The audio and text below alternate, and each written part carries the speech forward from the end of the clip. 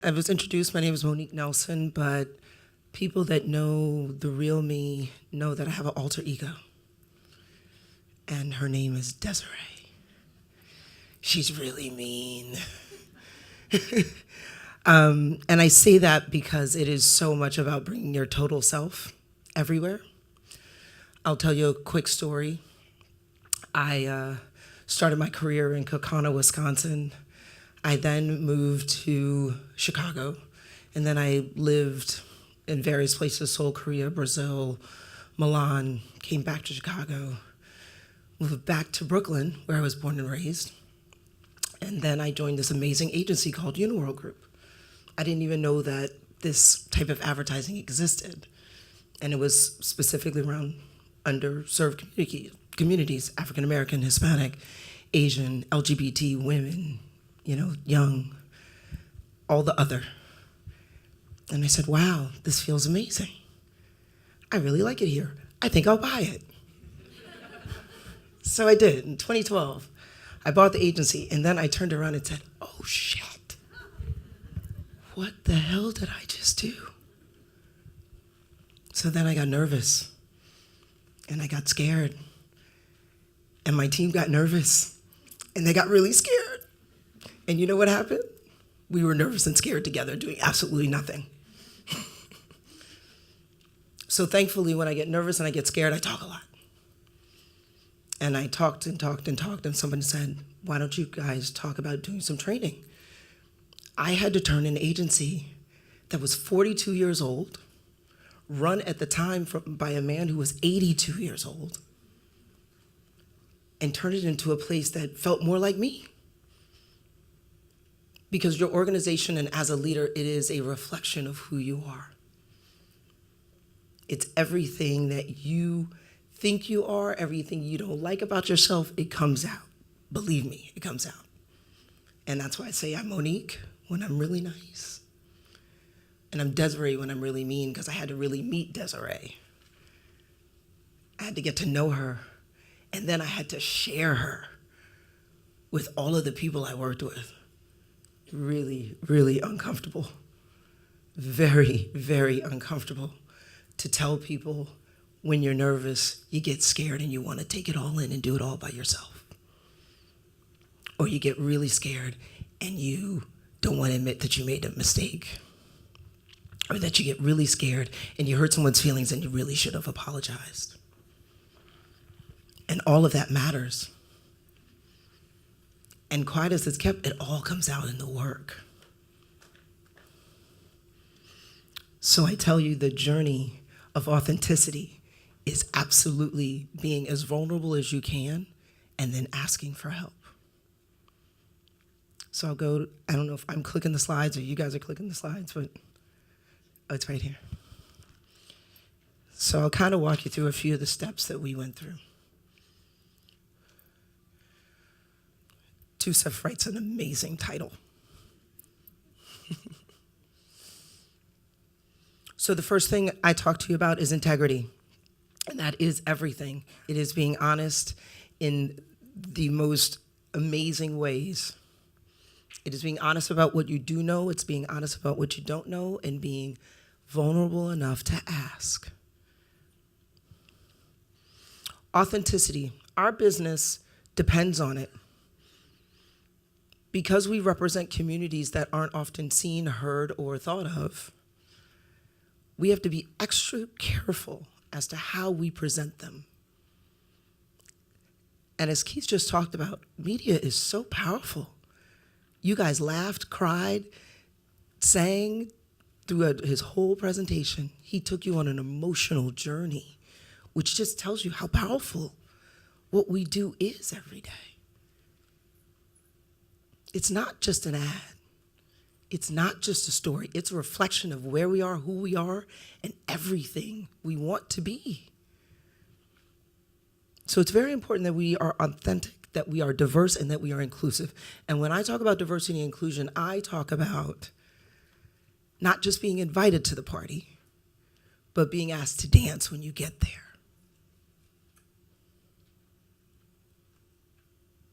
So it is about having that moment of engagement.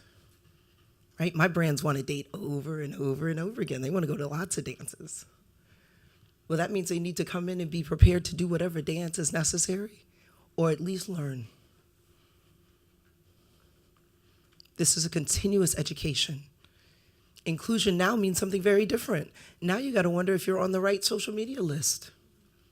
We used to just want to get on the list of the party, or at least know the bouncer. You used to be able to know somebody.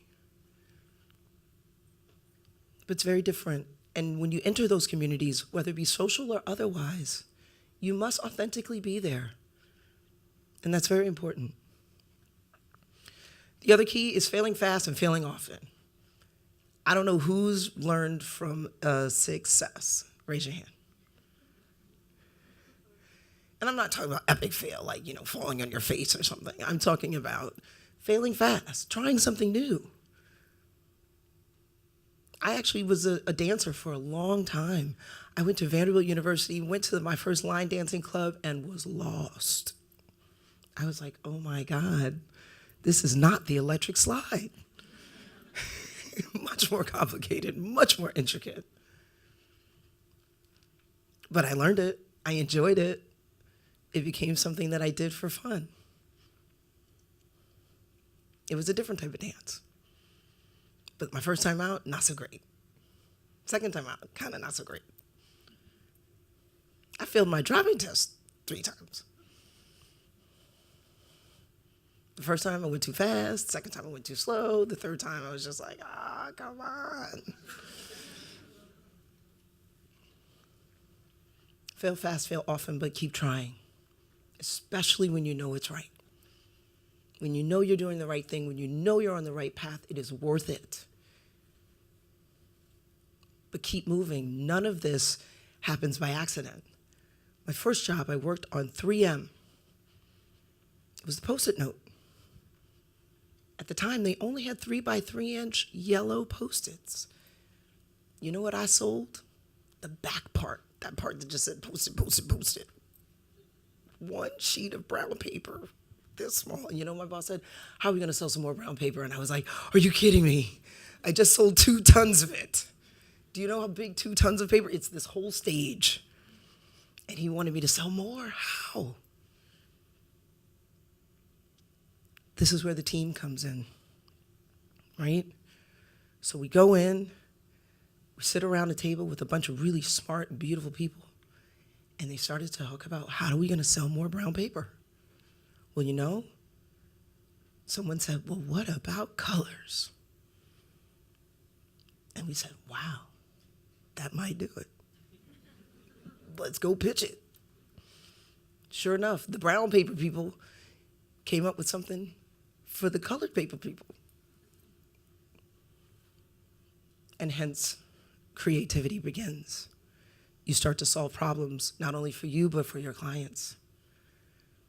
But when you get people in a room to attack a problem, it becomes much easier to solve.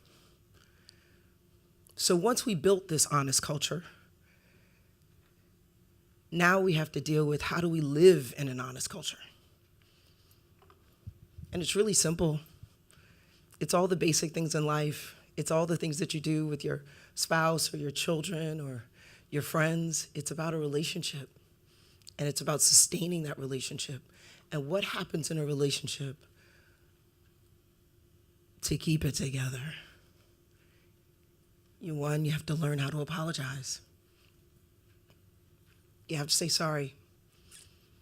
I remember just a few weeks ago, I said something really inappropriate to one of my directors, and I promised her, not only was I going to apologize to her when she came to me with the issue, I was going to apologize in front of the entire staff, because I thought that was important. I told her that grace was everything.